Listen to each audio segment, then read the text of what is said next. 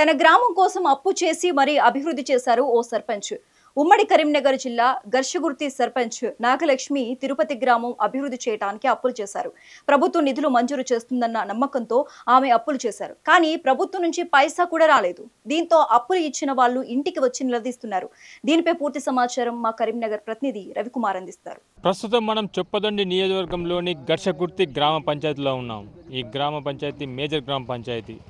ఈ గ్రామ పంచాయతీలో ఇప్పుడు రాబోయే స్థానిక ఎన్నికల్లో ఎలా ఉండబోతుంది, ఈ గ్రామంలో ఎలాంటి అభివృద్ధి చెందింది అనే దాని మీద మనతో మాట్లాడుతుందుకు లోకల్ ప్రజలు ఉన్నారు. వాళ్ళని అడిగి తెలుసుకుందాం. చెప్పండి సార్, ఈ గర్షగుర్తిలో ఎలాంటి అభివృద్ధి చెందింది? అంటే గత 5 ఏళ్లలో ఏమైనా అభివృద్ధి చెందిందా? గత 5 ఏళ్ళు అంటే మామూలుగా జరిగింది, బాగా లేదు. వరకు అన్నీ జరిగినాయి ఉంది కాబట్టి మామూలు సీసీ రోడ్లు కానీ జరిగినాయి అంతే. అంటే ఇక్కడ ఎలాంటి ప్రాబ్లమ్స్ ఉన్నాయి? ఇంకా మనం ఇలాంటి ప్రాబ్లం అంటే మామూలు రోడ్ అయితే ఇప్పుడు అయిపోయింది, ఆర్ఎన్బి రోడ్ అయిపోయింది. సీసీ రోడ్లు కొన్ని చాలా, వాటర్ ప్రాబ్లం అయితే ఏం లేదు, మామూలుగానే ఉంది. ఇక జనరల్గా అంటే బస్సులు కాకపోతే ఇంకా వేరే చిన్న ఒకటి ఉన్నాయి. అంటే గతంలో సర్పంచ్ అంటే ఇక్కడ ఏ పార్టీకి సంబంధించిన వాళ్ళు ఉండే? ఇప్పుడు టీఆర్ఎస్ ఉంది, టీఆర్ఎస్ పార్టీ. ఏమేమి పనులు అయినాయి అప్పుడు? మామూలుగా సీసీ రోడ్లు అయినాయి, కొంచెం డ్రైనేజ్ అయింది, స్కూల్లో కొంచెం అభివృద్ధి అయింది. స్కూల్లో హాస్పిటల్స్ ఉన్నాయి. ఇక్కడ హాస్పిటల్ గవర్నమెంట్ చిన్నది ఉంది. వస్తున్నారా? సిబ్బంది ఉందా? వస్తాను, సిబ్బంది ఉంది. వస్తాను, వారం వస్తారు. ఊరి కోసం ఇంకేమన్నా కావాలా? ఊరి కోసం కావాలి, చాలా ఏటు ఉన్నాయి, ఇంకా బాగాలి. కాలేజీ, గవర్నమెంట్ పెద్ద హాస్పిటల్ కావాలి. ఎంతమంది ఉంటారు ఇక్కడ విలేజ్? ఇప్పుడు 5,000 ఓటింగ్, 3,000 ఓటింగ్ అవుతుంది. గవర్నమెంట్ హాస్పిటల్ మామూలుగా అదైతే మామూలుగా అయితే ఎక్కువ కావాలి, ఎక్కువ శాతం బాగా. మీరు చెప్పండి, అంటే మీరు ఈ ఊర్లో ఎప్పటి నుంచి ఉంటున్నారు? గత 10 సంవత్సరాల నుంచి ఉంటున్నాం. మెయిన్గా కొన్ని సీసీ రోడ్లు బాకీ ఉన్నాయి. ఇంకా మీరేం చేస్తుంటారు? నేను ఫార్మర్. ఓకే. అంటే ఎంతవరకు చదువుకున్నారు మీరు? 10th చదువుకున్నా. ఏమేం చేస్తుంటారు? Agriculture only. నేను ఓన్లీ అగ్రికల్చర్. ఓకే. ఇంకేమైనా కార్యక్రమాలు? ఇంకా కొన్ని ఉన్నాయి, అవి మన డ్రైనేజ్కి సంబంధించినవి, సీసీ రోడ్లకు సంబంధించినవి ఇంకా కొన్ని ఉన్నాయి. ఇప్పుడు కాంగ్రెస్ గవర్నమెంట్ వచ్చిన తర్వాత ఎలాంటి కార్యక్రమాలు ఏమైనా చేపట్టారు? ఇక్కడ చేపట్టారు, కొంచెం మంచిగా బాగానే ఉంది. ఇప్పుడు సీసీ రోడ్లు అయినా, రోడ్డు వర్క్ అయినా కొన్ని ఉన్నాయి. మీరు ఎప్పటి నుంచి ఉంటారు బాబు ఈ ఊర్లే? మేము 15 సంవత్సరాల నుంచి ఉంటాను. అప్పటికి ఇప్పటికి ఏం డెవలప్ అయింది? ఏం డెవలప్ కాలే, అప్పటి లెక్కనే ఇప్పుడు ఉన్నది, అంతే ఉన్నది. ఒక గీ రోడ్ అయింది, ఇంకా 2-3 రోడ్లు ఉన్నాయి వేసేటి, అవిటి జోలే లేదు. గట్టు బుత్కూర వేయాలి, బోయినపల్లి వేయాలి, ఇవి ఆడనే పెట్టిర్రు అంతే. ఏం ఇక్కడ చేసిన పనులు ఏం లేవు. పెన్షన్లు వస్తున్నాయా? పెన్షన్లు కొంతమందికి వస్తాయి. పెంచిరా? పెంచలే పెరుగులే, ఏవి లేవు, పాతే గవ్వే పాత ఇస్తారు, పెంచులు లేదు. ఊరి కోసం ఇంకేమైనా కావాలా? ఇక మత్తు ఉన్నవి కావాలంటే ఎవరు చేయాలి, అవి చేసేటోళ్ళే లేరు. ఎందుకు? ఈ ఎమ్మెల్యే చేస్తా అని మాట ఇచ్చాడుగా. ఎమ్మెల్యే చేస్తా అని మాట ఇచ్చిండు, అవి అటైపోయినాయి. ఈ ఊరికి నీళ్లు లేవు. ఒకటి కాలువ తయారు చేసిర్రు అప్పుడు కేసీఆర్ ఉన్నప్పుడు, ఆ కాలువ అన్నీ పెండింగ్ పెట్టిర్రు. ఊరికి కావాల్సినవి నీళ్లు లేవు మెయిన్ అయితే. అంటే ఈ ఊర్లో పంటలు పండాలంటే అసలు ఏంది? నీళ్ళు ఉంటే పంటలు పండుతాయి, నీళ్లు లేవు. బాయిలు ఉన్నాయా మరి ఊర్లో? ఇక బాయిలే గవ్వే, బాయిలు బోర్లు వేసుకొని పండిస్తారు. ఇప్పుడైతే దానికి ఒక కాలువ తయారు చేసిర్రు, అది పెండింగ్ పెట్టిర్రు. గతం గంగాధర నారాయణపూర్ నుంచి ఇక్కడికి చేయాల్సింది కాలువ, అది పెండింగ్ అయిపోయింది. గతం అది అన్నీ ఉన్నది. ఇక రైతులకు ఇప్పుడు కాలువ నీళ్ళు అనేది లేవు, కాలువ నీళ్ళు లేవు రైతులకు. ఇక్కడ నీళ్ళే లేవు, చెర్లు మొత్తం ఎండిపోయే ఉన్నాయి. వరద కాలువ అని చెప్పి తీశారుగా. వరద కాలువ ఉన్నది, అది కొంత ఊరి కిందికి ఈ పక్కకే పని చేస్తుంది. ఈ బోయినపల్లి పక్క ఇదంతా అట్టి ఎండిపోయినాయి మొత్తం. ఈసారి నాట్లే నీళ్ళు లేక. రైతుల పరిస్థితి ఏంటి? ఈ పరిస్థితి అంటే ఏం చేస్తారు వాళ్ళు? మేము చేసేది ఏముంది? వర్షం పడుతున్నాము, నీళ్ళు లేకపోతే ఎండుడే. ఇది ఇప్పటి వరకు ఇక్కడున్న రైతులు, ఇక్కడున్న గ్రామ ప్రజలను మనం కొన్ని అడిగి తెలుసుకునే ప్రయత్నం చేశాం. అదేవిధంగా లోపలికి ఇంకా విలేజ్లోకి వెళ్దాం. ఆ విలేజ్లో ఉన్న గ్రామ పంచాయతీల దగ్గరికి వెళ్ళి గ్రామ సర్పంచ్ను కూడా మాట్లాడే ప్రయత్నం చేద్దాం. చొప్పదండి నియోజకవర్గంలోని ఘర్షకుర్తి గ్రామంలో ఉన్నాము. మనతో మాట్లాడుతేందుకు గ్రామ సర్పంచ్ అయిన నాగలక్ష్మి భర్త తిరుపతి ఉన్నారు. అతనికి గతంలో తాను చేసిన అభివృద్ధి పనులకి బిల్లులు రాక తాను ఇబ్బంది పడుతున్న విషయం తనతో చెప్పుకొస్తున్నారు. అతను ఏమేమి వర్కులు చేశాడు, ఎంతవరకు బిల్లులు పెట్టాడు, ఇంకెంత రావాల్సింది అనేది తన మాటలో తెలుసుకునే ప్రయత్నం చేద్దాం. చెప్పండి తిరుపతి గారు, మీరు ఈ ఘర్షకుర్తిలో మీరు ఎలాంటి డెవలప్ చేశారు? మేము ఘర్షకుర్తిలో 2019లో గెలవడం జరిగింది. ప్రజలు భారీ మెజార్టీతో మంచి పనులు చేస్తాడని, ఉత్తమ సర్పంచ్గా ఉండాలని మమ్మల్ని గెలిపించారు. వాళ్ళు గెలిపించినందుకు ధన్యవాదాలు.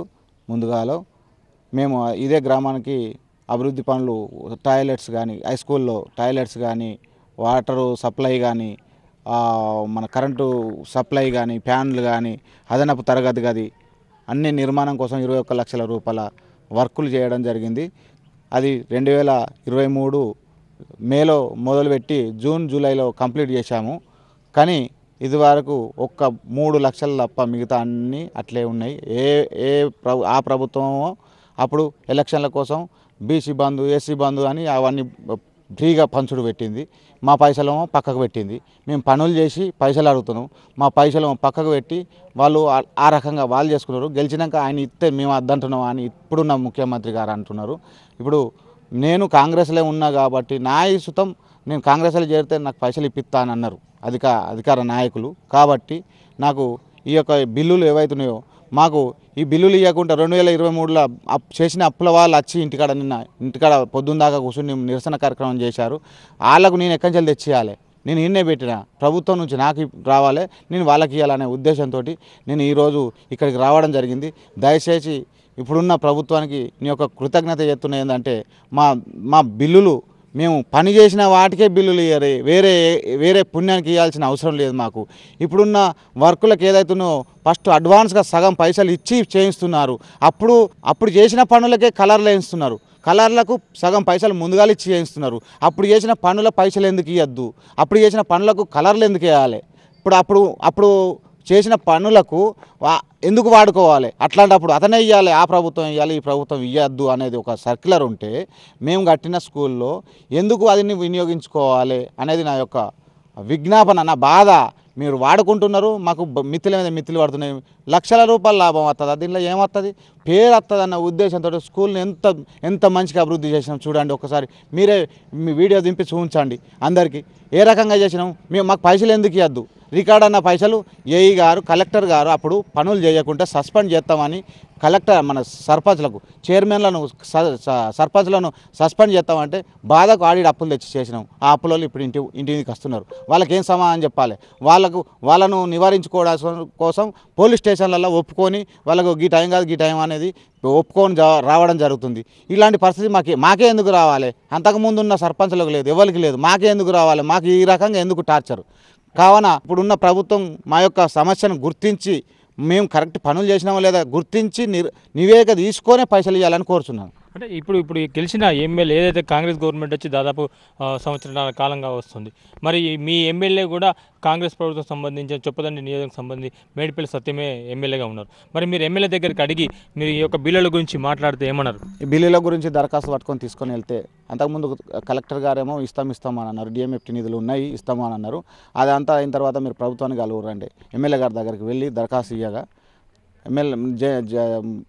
ప్రభుత్వంలో చేరితే బాగుంటుంది అన్న ఉద్దేశంతో నా యొక్క ఆలోచనతోటి నేను ప్రభుత్వంలో చేరితే నన్ను వస్తాయి కావచ్చు అని ప్రభుత్వంలో సుతం మనం కాంగ్రెస్ పార్టీలో చేరడం జరిగింది. అంటే మీరే చేరారా లేకుంటే మిమ్మల్ని ఏమన్నా? మా ఎమ్మెల్యే గారు ఉండి పార్టీలో చేరితే ఇచ్చిన ఒక అర్థం ఉంటుంది, నేను ఇప్పిస్తా అని చెప్తే మనం పార్టీలో చేరడం జరిగింది. చేరి దాదాపుగా 8 నెలలు అవుతుంది. ఇదివరకు 2-3 సార్లు గుర్తు చేయడం జరిగింది. దాని మీద ఇదివరకు ఎలాంటి సమాధానం చెప్పలేదు ఎమ్మెల్యే గారు. అంటే మీరు గెలిచినాక మీరు చేయాల్సిన అభివృద్ధి పనుల్లో ఇంకా మిగిలిన ఏమన్నా ఉన్నాయా? ఇంకా మస్తు ఉన్నాయి. సీసీ రోడ్లు అది బాగున్నది. సీసీ రోడ్లు ఇదివరకు పోసినాము, ఇంకా సీసీ రోడ్లు బాగున్నాయి. ఇంకా వాటర్ సప్లై వ్యవస్థను ఇంకా పునరుద్ధరించాల్సిన అవసరం ఉన్నది ఘర్షకుర్తి గ్రామానికి. స్కూలు దాదాపుగా విద్యకు సంబంధించి దాదాపుగా అన్ని వసతులు చేయడం జరిగింది.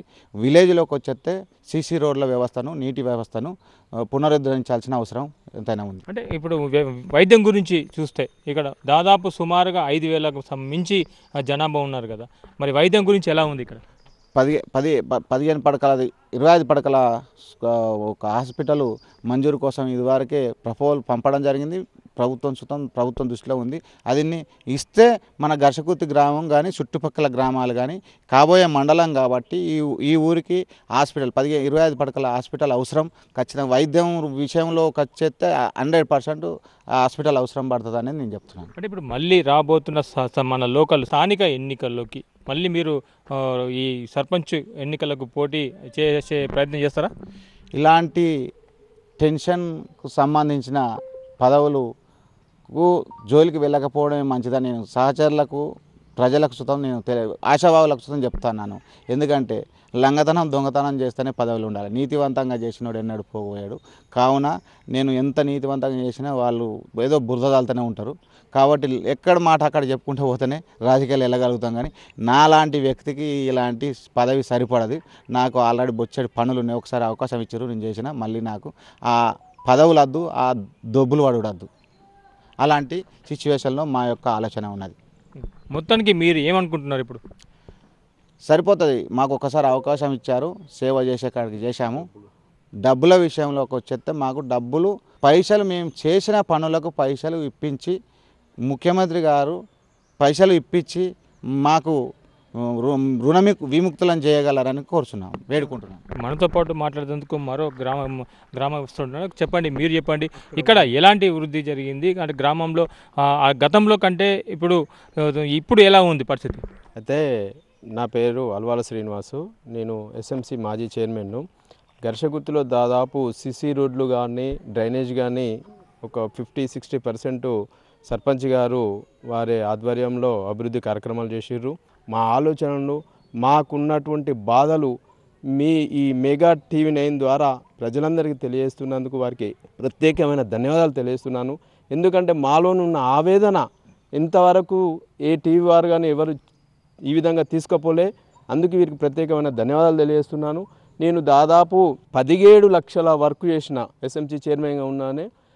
ఎలక్ట్రిషియన్ పని కానీ, పోతే వాటర్ కానీ, వాటర్ షెడ్ యొక్క నిర్మాణాలు, పోతే ఈ కిచెన్ షెడ్డు, పోతే ఇప్పుడు పిల్లలు తినడానికి డైనింగ్ హాలు, దాదాపు ఇవన్నీ కలిపి 17 లక్షల రూపాయల వర్క్ చేసిన.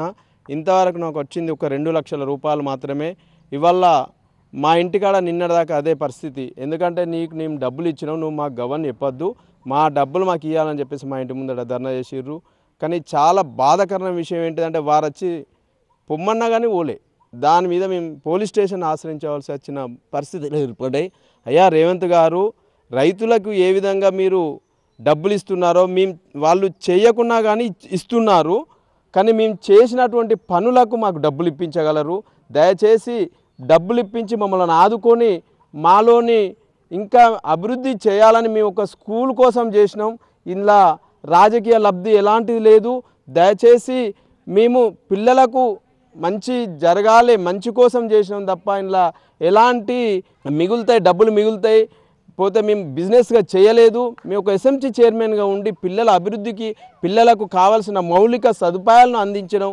దయచేసి రేవంత్ అన్న గారు, మీకు దండం పెట్టి చెప్తున్నా, మా డబ్బులు మాకు ఇప్పిస్తే మేము కూడా ఇప్పుడు ఇంతకుముందు సర్పంచ్ గారు అన్నట్టు రుణ విముక్తులం అవుతాం. అలా లేకపోతే మాకు ఉరితాళ్ళే తప్ప ఇక ఏం లేదు. ఎందుకంటే వారు వచ్చి మా ఇంటి ముందట ఉంటున్నారు. దయచేసి మాకు ఈ డబ్బులు ఇప్పించి మమ్మల్ని ఎంత ఆదుకోగలరని దండం పెట్టి చెప్తున్నాను. ఇది ఇప్పుడు ఏదైతే ఘర్షకుడికి సంబంధించిన నాగలక్ష్మి సర్పంచ్ అయిన నాగలక్ష్మి భర్త తిరుపతి తను చెప్పుకొచ్చాడు ఏంటంటే, గ్రామాన్ని అభివృద్ధి చేయడానికి నాకు ఒక అవకాశం ఇచ్చారు, ఆ అవకాశాన్ని నేను నిలబెట్టుకుంటున్నాను. కానీ నేను ఇంకా చేయవలసిన పనులు చాలా మిగిలే ఉన్నాయి. గత ప్రభుత్వంలో చేసినప్పటికీ కూడా సరిపోలేదు, నాకు టైం సరిపోలేదు, అభివృద్ధి పనులు కొన్ని కాలేవు అని చెప్పుకొస్తున్నాడు. అదేవిధంగా స్కూళ్ళు అంటే విద్యార్థులు ప్రభుత్వ పాఠశాలలు చదువుకోవడానికి విద్యార్థులు వెనుకకు రావడానికి కారణంగా ఏదైతే వసతులు కరెక్ట్ లేనందున విద్యార్థులు రాలేకపోతున్నారనే ఉద్దేశంతో ఆ స్కూల్ని అభివృద్ధి దిశలో నడిపించేందుకు ఆ స్కూల్ని చక్కగా నేను రూపుదిద్దానని చెప్పేసి మనతో చెప్పుకొచ్చాడు. మొత్తానికి తన బిల్లులు రాకపోవడంతో ఆయనకు వచ్చే బిల్లులు రావడంతో చివరికి తాను ఈ ఎన్నికలకు ఎందుకు వచ్చానా అని చెప్పేసి తను చెప్పుకొస్తున్నారు. మొత్తానికైతే తాను వచ్చి రాజకీయాల్లోకి వచ్చి నేను పెద్ద తప్పే చేశానని చెప్పేసి చెప్పుకొస్తున్నాడు. మొత్తానికి తిరుపతి అన్న మాటలు మనం విన్నాం. ఏదైతే ఘర్షగుర్తి నుంచి కెమెరా పర్సన్ రఘుతో రవికుమార్, మెగా 9 టీవీ, చొప్పదండి నియోజకవర్గం.